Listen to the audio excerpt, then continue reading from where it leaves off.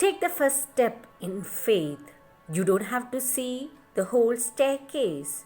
Just take the first step. Welcome back to all my beloved students to your English class. Today, you're going to learn a poem written by William Blake. The name of the poem is The School Boy. And I assure you that this poetry is quite interesting and very relevant for you all. Let me ask a question to you all. According to me, childhood memories are the sweetest memories of the past. Isn't it so, children? If yes, definitely I do agree with you. Childhood memories are the sweetest memories of the past. So today, we are going to journey together to your childhood memories. And I am sure that will keep your spirit lifted. So let us go deep into the poetry written by William Blake. Before reading a poem or a prose or a fiction, it is mandatory or it is necessary that you have to know about the author. You may ask me the question, why should we know about the author? Dear students, it will help you to understand the piece of poem or the fiction better. So William Blake was born in England in November 1757. From a young age, Blake was known for his verse and drawing ability. He was 14. He began as an apprenticeship to an engraver, the career, though which he would have not eventually earned his living. That means he worked as an apprenticeship in order to earn his living. He had a normal childhood just like you all.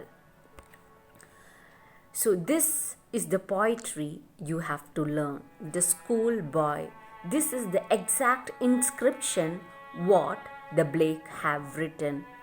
In this picture, if you closely observe, you can see a child and middle, a teacher pulling each other. Then you can see a tree with beautiful branches spreading out. So these are the symbolic representation of Blake's childhood. The School Boy is a pastoral poem that focuses on the problem inherent in formal learning. So, within one line, you can explain or summarize the whole poetry. It is about the problem faced by a child when she or he undergoes a formal learning. Formal learning means when you go to your class, when you go to a college, when you go to your school and equip yourself or you can say qualify yourself for the examination. So one line summary or one line, if you wanted to summarize the whole poetry, you can say that The School Boy, the poem written by William Blake, focuses on the problem of a child or the problem faced by the child when he or she undergoes a formal learning. Here, the boy who hates going to school feels that he would be better educated by the natural world. So here you can see that the child prefers to learn in a playway method, and she or he wanted to be in the company of nature. So let us see the summary of the poetry. The School Boy by William Blake is told from the perspective. Perspective means the outlook. The outlook of a young boy who is trying to get out from the school because of the negative impact. Because the child hates to go to school. It doesn't mean that he doesn't want to go to school at all. He loved to go to school, but certain things in the school are not attractive for the child. So she or he, here it is the poet, he is not ready to go to school, especially during the summer month. And he is stating his own excuses why he doesn't want to go to school. The first reason the schoolboy says that because it is sunny morning, it's a good sunny morning, I don't wanted to go to school because I want to be with the nature, enjoy the company of nature, and I want to be with nature instead of in the school or college. And he considered the school as a jail because he was under the strict supervision of the teacher. So here you can see that this poetry is divided into 6 stanzas. And here in this poetry, you can see the first stanza, the speaker, that is the poet himself, says that he doesn't want to go to school. These are the reason. The first reason he is telling that it's a summer morning, a sunny morning. I wanted to be in the nature's company because he wanted to hear the chirping of the birds, and he could hear the sounds of huntsman chasing. That means huntsman means a hunter chasing its prey. The second stanza, he again says that he doesn't want to go to school because he is not at all interested in the four wall, or he is not ready to learn forcefully. He wanted his freedom. In the second stanza, it is a melodrama. Melodrama means sad, where you can see that sympathy with the reader. Elicit means the poet, that is the schoolboy, is asking sympathy from the reader, stating that how can a child enjoy his childhood when his freedom is, or he is not given freedom. And he considers himself like a bird, a caged bird, or a bird trapped in the cage. So you can see that he is comparing his childhood to a caged bird. And what is the cage here? The cage denotes the school.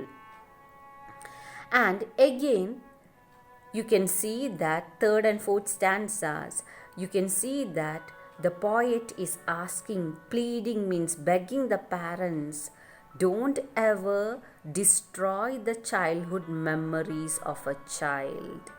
Understood? And he is using the words that the buds are to be nipped. He is telling that if the child is not happy in the school, how can he produce, or how can he have a good childhood memories? And the theme of the poetry. The theme of the poetry is that the main theme is sorrow, because the schoolboy is sad. Why he is sad? Because he didn't want to go to school during the summer morning. And you can see that why he is unhappy, because he doesn't have freedom. He wanted freedom to enjoy the companionship of nature. So the theme of the poetry is sorrow, and the boy is telling the reason of his sadness.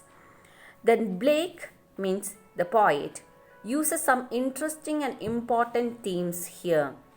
He explores childhood and youth, as well as the theme of education nature, and freedom in this poetry. So, what are the themes here? You can see the theme of education, nature, and the freedom. Here you can see that three things: education, nature, theming, education, nature, and the freedom. And freedom, what type of freedom he want? Freedom in the natural world and the cruel restrictions of the formal education. So what is restricting his freedom is that the formal education is restricting his freedom. He believes that he would have been better off learning. If he is learning from nature, he would have explored more things and he would have celebrated his childhood memories. So once again, I am repeating the theme here means education, nature, and the freedom. And he's quoting that restriction. He hates formal education. He wanted freedom. Next thing you can see that nature, I am just elaborating the 3 points once again. Name, nature, and its pleasant education. In the first stanza, the poet shows that how the boy learns from nature. He enjoys the companionship of the birds. He enjoys the companionship with the animals. The second way he is telling that he enjoys nature and pleasant education, but he hates the formal education. The parents of the boy see important to school. Understood. Here the adults consider that only going to school only you can achieve something in life, and forcefully the parents or teachers are imposing restriction on the child. So that irritates the child and he is unable to enjoy his school days. The third one is parental control. Understood. The parent control, that is, he felt that he is being caged into a prison. So he feels that the same pressure in the school as well as at home. School also he compares himself as a caged bird. Here at home also he doesn't have freedom. So here, this is the poetry. I love to rise in the summer morn when the birds sing on every tree. The distant huntsman winds his horn and the skylark sings with me. Oh, what a sweet company. The first stanza of the poetry describes about the summer morning, and the poet, that is the schoolboy, longs to get up early in the morning because he loves to be in the companionship of nature, and especially he claims that he enjoys the company of the birds, the skylark singing along with him. But to go to school in a summer morning, oh, it drives all joy away. But thinking about going to school in the morning, summer morning, it drives, he lost all his enthusiasm. The reason is the teacher. Under a cruel eye outworn, the little one spent the day in sigh and dismay. So, here the little one means the students. They are suffocated in the class. So, instead of enjoying how they are spending the time, sighing and dismay. Dismay means sadness. Then at times I drooping sit and spend my many anxious hours. So the boy couldn't enjoy the class hours. He's waiting for the last bell. So 2 bells is very important as a schoolboy. The morning bell. When he hears the morning bell, he is sad. But 3 o'clock bell, he is so happy that he can be, or he is getting freedom, so he can be with the nature. Nor in my book can I take delight, nor in the sitting learning's bower. Learning bower is a French word. It means the school itself. worn through with the dreary shower. Dreary shower means boring lecture of the teacher. So here he is telling the reason why he is sad. The one is that teacher is always, he is under the control of teacher's strict supervision, and he cannot enjoy the classes going on because it is being forcefully imposed on him. Then he is questioning the parent or the society or the adult. How can the bird that is born for joy sit in a cage and sing? It's a question mark for everybody. How do you expect a bird to be sing happily when he or when it is not happy itself? So how do you expect the child to have a fruitful memories of the childhood if he is being imprisoned in the four walls of the school? How can a child fear when fear annoys, but droop his tender wing and forget his youthful spring? So here he is telling that what you expect the child to do in the youthful days.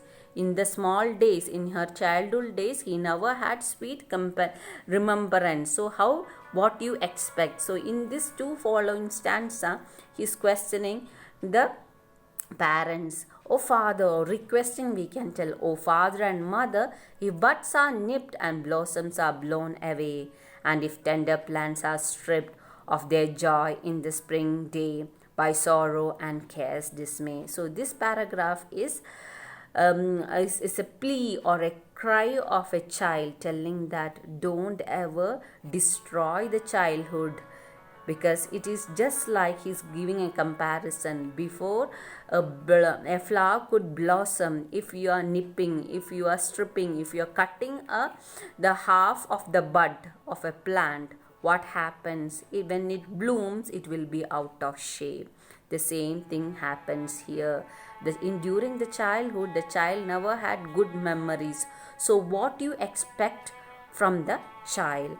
How shall the summer arise in joy, or the summer fruits appear? So what do you expect from the child if he have had a sad childhood memories?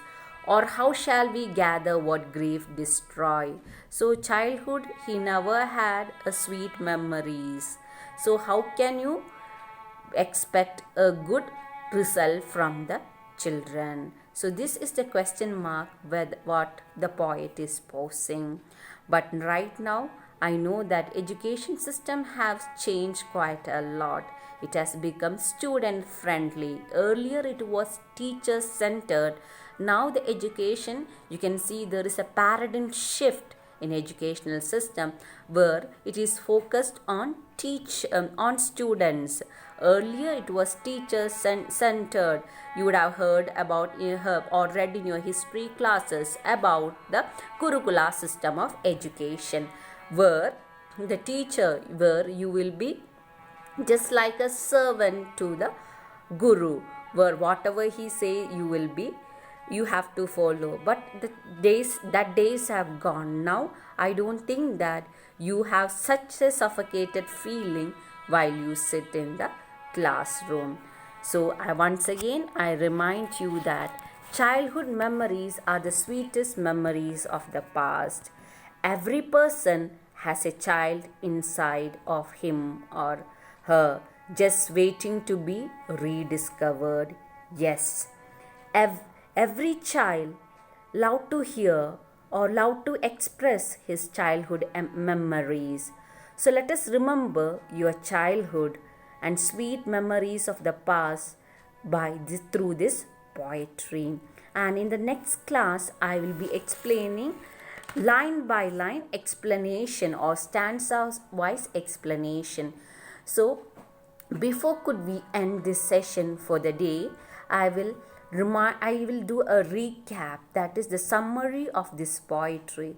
This poetry, written by William Blake, speaks about the childhood memories, what he had, or you can say that what he is expecting from the teachers. So it is an eye opener for the teachers and the adults.